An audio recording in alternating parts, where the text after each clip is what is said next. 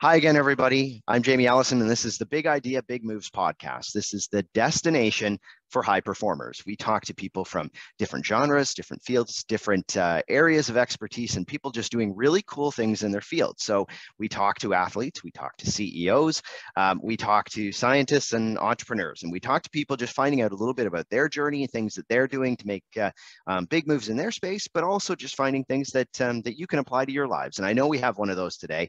Really interesting guest. And just before we jump into that, if you've been listening to the podcast for a while, you know that we link up with Epitome Sportswear, and they link really nicely with our kind of whole life success way of looking at things. Their motto is actually live life fully. And so they have not just kind of athletic equipment, but things that, if you are just going out for a hike and being able to be comfortable for that, or maybe you're a parent who's going to your kid's game for that evening. And so they really try to look at those things. The other thing that they do that really connects well with us is they try to give back to the community they serve. And so they are working to impact the inequities and opportunity for girls and women in sport. And for that reason, a portion of their profits go directly to organizations and initiatives that support girls in sports. So look at our, there's a link in our bio, so you can take a look at it through there. There's actually a 20% discount code in there. So go ahead and take a look at it there, or go directly to Epitome Sportswear, which is EPITOME sportswear.com, and see if there's something that you would like to take advantage of. And so today, really happy that we have Colleen Fotsch with us today. She's both a CrossFit Games individual and team competitor. She was a collegiate swimmer at UC Berkeley, at which she was a two-time national champ, an All-American NCAA champion, American record holder, qualified for the Olympic trials as well. When her swim career ended, she discovered a love for CrossFit, so a lot of people will know her from that. And most recently, she made the USA bobsled team before an injury that threw a bit of a wrench into that plan, which I'm sure we'll talk a little bit about. And I know that she's also doing some corporate stuff now, which is also a whole other thing, I'm sure as well. So again, Colleen, I know you've got a really kind of busy schedule, so thanks very much for taking the time with us today. Yeah, absolutely. Thank you so much for having me. Oh, no problem. And maybe we'll start just before we go into some of that journey and how you got there, is that we're talking in the early days of the Winter Olympics are kind of happening right now. And maybe, if you can talk a little bit about, your journey. We'll start with bobsled, which is a little bit different because, but why don't we start there and just, I guess maybe the first question might be, are you watching kind of what's happening there? All the people that are there, and obviously, it's probably a bit of a bittersweet thing for you as well at the same time. Yeah, for sure. And I'm absolutely watching, and it's so cool to see. Actually, so my boyfriend is over there competing, which is awesome, along with some amazing friends that I made through bobsledding. So it's so cool watching their journeys, like watching the opening ceremonies and just all of their posts they made. So they start official training next week. And then the following week, they'll start their racing and stuff. So it's awesome to get to watch them. Yeah. Well, and I know it was a big change for you to kind of jump into that, and a couple of people had done that almost at the same time, but maybe I'll throw that out there. I know, we'll talk a little bit about how you've went kind of from swimming to CrossFit to bobsled. What was it, a hard transition, I guess? Because I know I've talked to other people where they've talked about the really explosive kind of short sprint power is very different than maybe the endurance stuff you'd been used to. And what was it like to transition into a sport like that? Yeah, that was super different.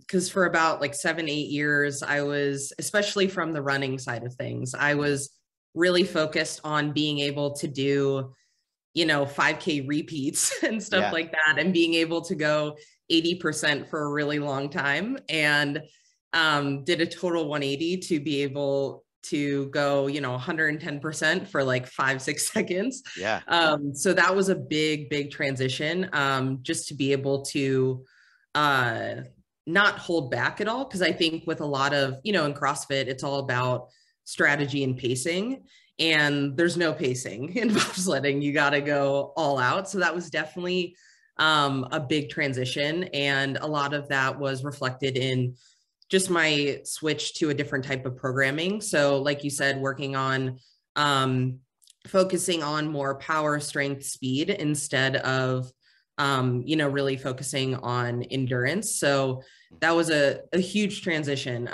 But it was really cool. It was awesome experience. It's just fun getting to try a whole new sport. And I mean, never in a million years did I think I'd be in a bobsled going down a bobsled track. And it was insane. So cool. Yeah, like, what is the first time like? Because everybody said, I don't think, there are tons of people who have never tried it before. Like, that's the one thing. This is a sport that a lot of people haven't tried before. But people say it's not like people think of it like a roller coaster. It's not like a roller coaster. What does it feel like the first time you go down? So. Yeah, so it's super different track to track. But my first bobsled experience was in Lake Placid, which is definitely one of the more, I would say, aggressive tracks. Not that I've been on a ton, but in the ones that I've been in. And I remember my first time, I was just focused on getting in. I was like, I just need to get in the sled and hold on. And your first time down, like, you have no idea where you are in the track. Like, as you go down more and more, you have a sense of where you are, and you can count the turns and everything, and kind of have a sense of, if you're close to the end. And I knew going into it that it was going to be about like 50 seconds to a minute. So I literally just started counting in my head because to have a sense of how much longer it was going to take. And then fortunately, because I was super new, like, we had talked, me and my pilot, that she would yell breaks when it was time to break. But, as you become more experienced and, when you're done and when to break and stuff, but being new, that was helpful for sure. But it was wild, like it definitely not like a roller coaster. I love roller coasters, but this was definitely not like it. It was just a huge, an adrenaline rush for sure. So it was awesome. So what was that like? I mean, obviously your goal at the time was to be able to be over there at the same time as everybody right now. How disappointing was that when, you obviously hurt yourself and things like that? And, was that a real kind of gut wrenching thing at the time, or is it early enough in your transition that it wasn't quite so bad? It was really hard. So I would say, like, the second that it happened, I was hoping that it wasn't a super bad injury. I was hoping that, I don't know, it was something I could bounce back from in like a month or two. But the feeling of it, I kind of knew in the back of my head. I was like, I think this is really bad. But was trying to stay positive and, got an MRI, found out it was a full tear. But I think in that second, that's what kind of flashed before my eyes. I was like, basically the rest of my year that I thought I had planned out is gone. And so that's definitely a hard pill to swallow. But it's kind of crazy to look back now. And I think with every, injury, setback, obstacle you overcome, like, it's hard in the moment to understand, the silver linings behind it, or, lessons you learn through the tough things. But I think looking back, there's so much that came of that. And I had a shoulder injury a few years back too. And like, that at the time was horrible and not fun, but lots of lessons learned, ended up taking different paths that I didn't expect, but it all worked out the way it was supposed to. But yeah, I think in the moment, it's really hard to keep thinking positively. And I think for me, after being really mad and sad and all that, I just was really focused on, as corny as it sounds, one day at a time. Because you can go down the rabbit holes of, I should have been doing this and I could have done this, but that's not reality. And like, you just have to stay on the path you're on and have faith that it's going to work out the way it's supposed to. So I think for me, that was, well, again, like, it was hard. I had to reel myself back in a lot, but just really staying present and not letting my mind wander to these kind of like alternate realities that I was kind of making up in my head. So that's what, like going through that process, what was really important for me to check in with. So.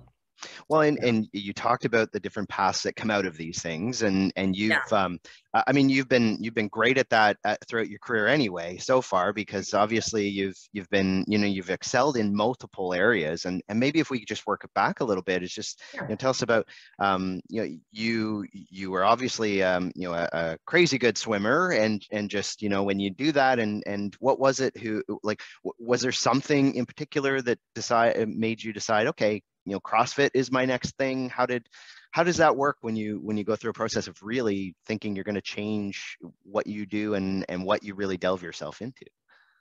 Yeah. So with specifically moving from swimming to CrossFit, after I was done swimming, I really didn't think I was going to compete in anything again, but I knew that fitness and movement and all of that was a really big part of my life and something I really enjoyed.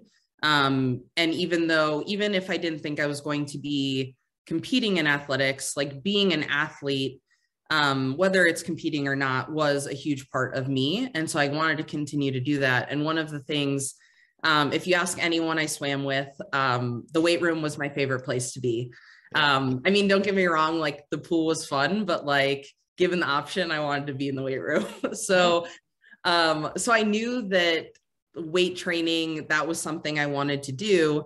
And I definitely, especially being on teams pretty much my whole life, I really like that environment of being able to work out with other people, push each other and all of that. And so I definitely missed that sense of community. And I remember a friend of mine took me to, back when regionals was still going on, took me to a regional competition, and I'd heard of CrossFit, but I didn't know you could compete in it and stuff. I hadn't really seen much into it.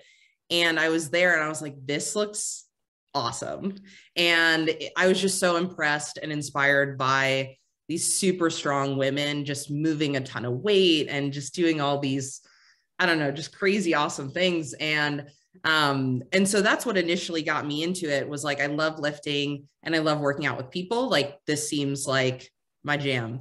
And signed up like that following Monday, and I was so hooked. And it was fun too, because it gave me that competitive outlet that I didn't think I missed as much as I really did. And then kind of one thing led to another, and then was like, I want to go to the CrossFit Games one day. So yeah. Well, and you did team stuff, you did individual stuff. I mean, it leads me to believe that you enjoy the team stuff. So was there one part of it you enjoyed more than, are you more of a team person, or are you more of a, okay, I want to individually be able to kind of represent myself that way?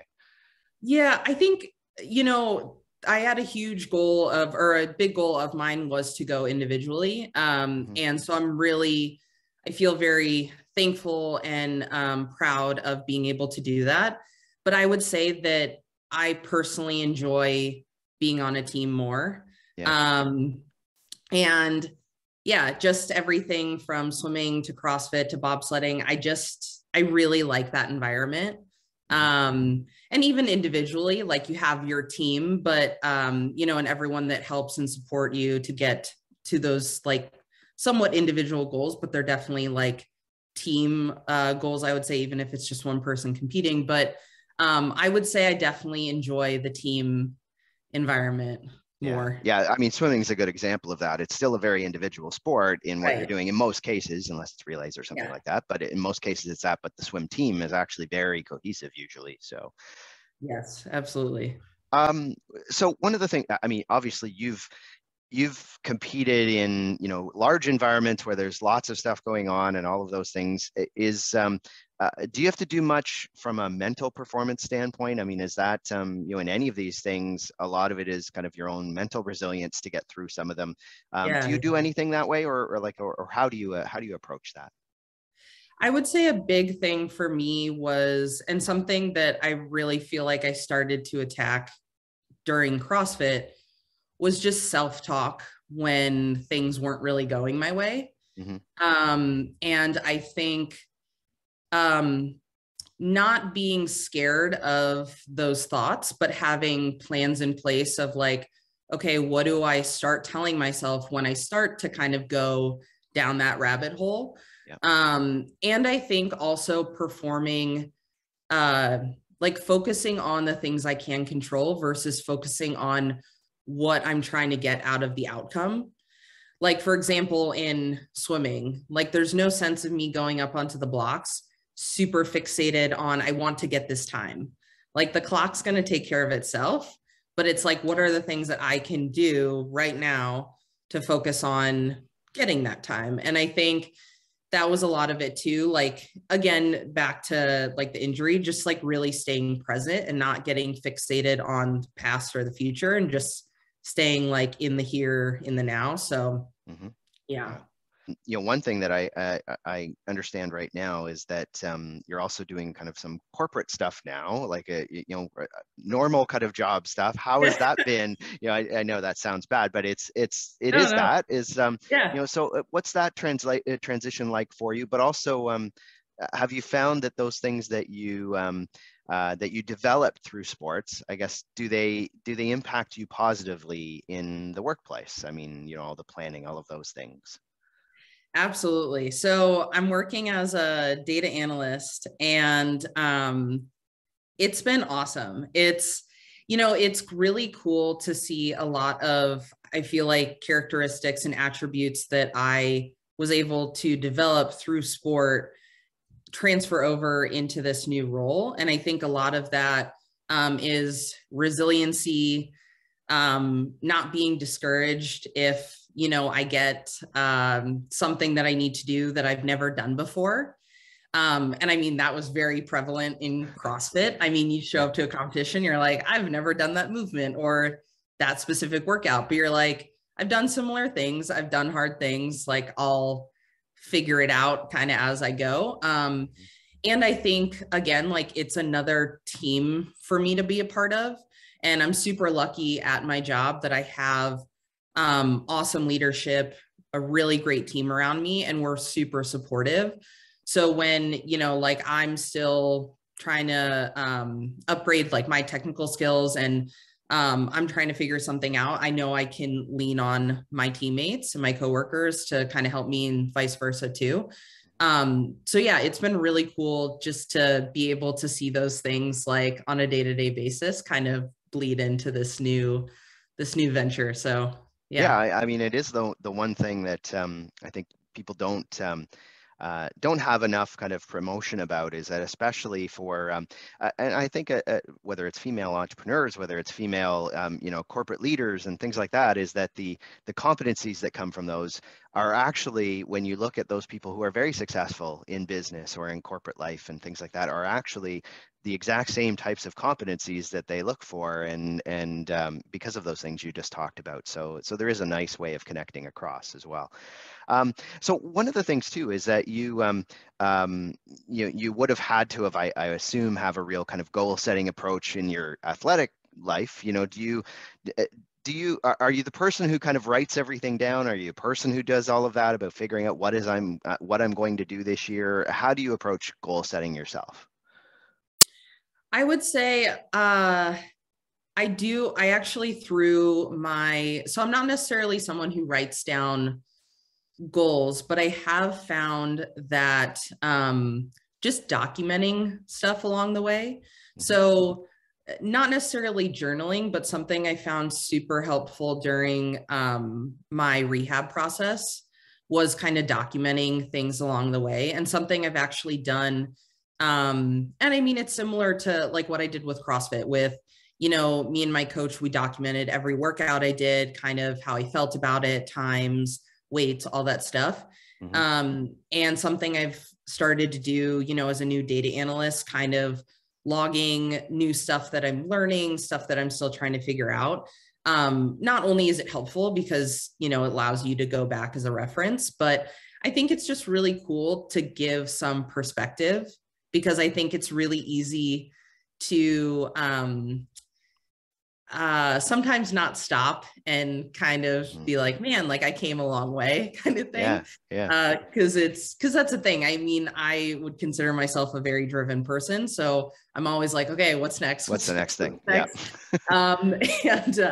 So like, for example, in my rehab process for my knee, it was super cool to, even now, when I'm in the gym and I'm kind of frustrated and it feels like I've plateaued a little bit in recovery, I go back to, a day where I wrote down the first day that I got to walk without crutches, and I was super excited, and like, or the first day I got to do an air squat, and I was like, just beaming.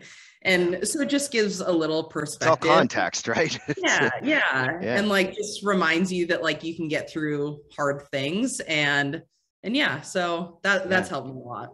It's a neat approach to it. And the other thing is that, obviously you have, when you're in the middle of a sport, well, if you're preparing for, say, an Olympic sport, obviously you're fully ingrained in that at the time. But how do you, like, now that you're kind of, you've got work, you've got, I'm sure, personal, and you're kind of wanting to be able to stay in shape in the gym and all of those things. How do you try to balance all of those things now that there's a lot of competing priorities at a time, I'm sure? Yes. Time management is super important. It's very much a necessity. And I'm still, I would say, like, figuring out how to best balance all of those things. Like, one thing that I, with a new work schedule, I was trying to figure out when the best time to train was. And I remember, or how I kind of looked at it was, when I started this new job, totally, again, different routine, different schedule. And the analogy I was explaining to someone was, if you haven't worked out for a long time, or if you get on a new program and you're just really sore for the first few weeks. And that's kind of how I felt like, my first few weeks of my job, I was like, oh man, I'm more really like my brain was really sore. But that was the thing. Like, recently I shifted my training to the mornings, and that was an absolute game changer. I don't love training in the mornings, but I was like, that's going to be the best for my overall day. And I'm not going to end up eating dinner super late, which means I'm going to bed later and all this stuff. So still tweaking things here and there, but I think it's just about managing time and making sure that I'm, taking action towards those goals that I want to do. And like, my schedule is reflecting that. And making sure to like schedule in also downtime too, like trying not to burn myself out. Cause I definitely want to like go. So that's important too. So, yeah.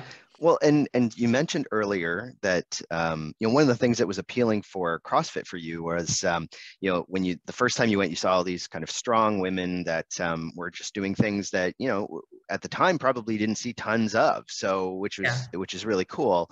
And so have there been certain people that have kind of inspired you, and, who, why, I guess, who had been maybe your mentors or inspirations? And then the second part to that would be, there are probably lots of people that see you that way now as well, considering all the things that you've done, and how does that feel? So two questions, loaded questions, I know, but I'll start there.